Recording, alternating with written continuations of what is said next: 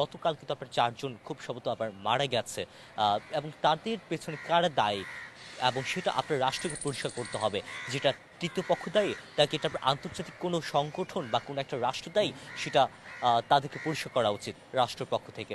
So এখন আমাকে বলছে আমি চুপচাপ আছি, আমি প্রতিবাদ করছি না, এরকম অনেক অনেক কথা কিন্তু আসছে। হ্যাঁ, প্রথমত এটার আপনার এই ন্যারেটিভ সাজাচ্ছে আপনার আহ, তথাকথিত আপনার যারা মানুষজন আছে, যারা আমাদের পাহাড় নিয়ে ভাবে, পাহাড় নিয়ে কথা বলে, এরকম তথাকথিত মানুষ আসলে তারা পাহাড় নিয়ে তারা চিন্তিত না।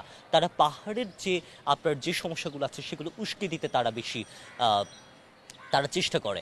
আমরা লিগ আমি দেখছি, হ্যাঁ, তারা যদি বলতো যে ধর্ষকদের শাস্তি আমরা চাই, তারা যদি বলতো এটা ওটা আমরা চাই, আমরা মেনে নিতাম। কিন্তু সেগুলো সহিংসতার দিকে নিয়ে যাওয়া, উস্কে দেওয়া, এই উস্কে দেওয়ার ফলে কাদের লাভ হচ্ছে, কার লাভ হচ্ছে আপনি বলেন।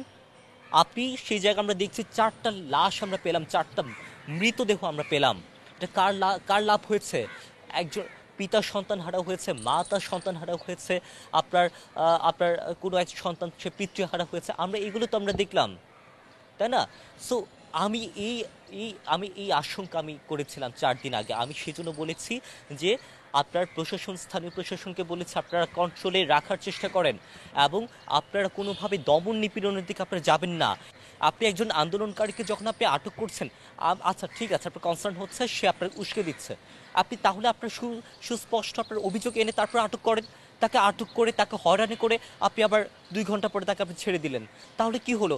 যারা আপনার ধর্ষণের যারা হচ্ছে চাচ্ছে, বিচার চাচ্ছে, তাদের কাছে বাড়তে গেল কি যে প্রশাসন আপনার ধর্ষণের বিরুদ্ধে আন্দোলনকারীদের বিরুদ্ধে কাজ করছে। কিন্তু প্রশাসন তো এখন প্রশাসনের উচিত হচ্ছে একটা অন্য একটা ওয়ে ফলো করা, যে ওয়েটা হচ্ছে আপনার সুন্দর সফট একটা ওয়ে, যেটার মাধ্যমে ভুল বুঝাবুঝি হবে না। এই যে আপনার এইটা ওটা করে প্রশাসনের হঠকারী সিদ্ধান্তের কারণে আপনার বিভিন্ন ধরনের আপনার শিকার বা বিভিন্ন ধরনের আপনার জনগণের মধ্যে আপনার বিভিন্ন ধরনের আশঙ্কা, বিভিন্ন ধরনের আপনার গুজব ছড়িয়ে যাচ্ছে। প্রশাসনের উচিত আরও সতর্কভাবে সেগুলো মোকাবেলা করা, আরও সুন্দরভাবে সেগুলো মোকাবেলা করা। তারা যদি মনে করে থাকে যে না, আমরা এই সিদ্ধান্ত এখন নিলাম, এই সিদ্ধান্ত এখন করলাম, জনগণ তো সে রেশনালি ভাবে না, জনগণ তো আপনার ইমোশনালি ভাবে। জনগণকে আপনি কয়জনকে বুঝাবেন? এই জন্য আপনি যে অ্যাকশনটা নিচ্ছেন সেই অ্যাকশনটা জনগণ কিভাবে নিচ্ছে সেটা আপনাকে বুঝতে হবে, সেটা আপনাকে ভাবতে হবে, সেভাবে আপনার করতে হবে। গতকাল আমরা আপনার স্বরাষ্ট্র উপদেষ্টার সাথে আমরা মিটিং করেছি, আমরা সাক্ষাৎ করেছি। সেখানে আমাদের মেন কনসার্ন ছিল আপনার দুর্গাপূজার সার্বিক নিরাপত্তার বিষয় ব্যবস্থা নেওয়া।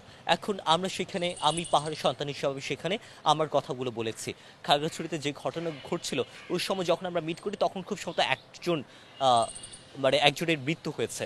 তো আমি সাথে সাথে সেটা জানাই এবং তিনি তখন পার্বত্য চট্টগ্রাম বিষয়ক উপদেষ্টার সাথে তিনি যোগাযোগ করেন এবং সব কিছু নিয়ে একটা সুন্দরভাবে কিভাবে কি মোকাবেলা করা যায়, কিভাবে একটা সমাধানে আসা যায় সেটার কথা বলেন।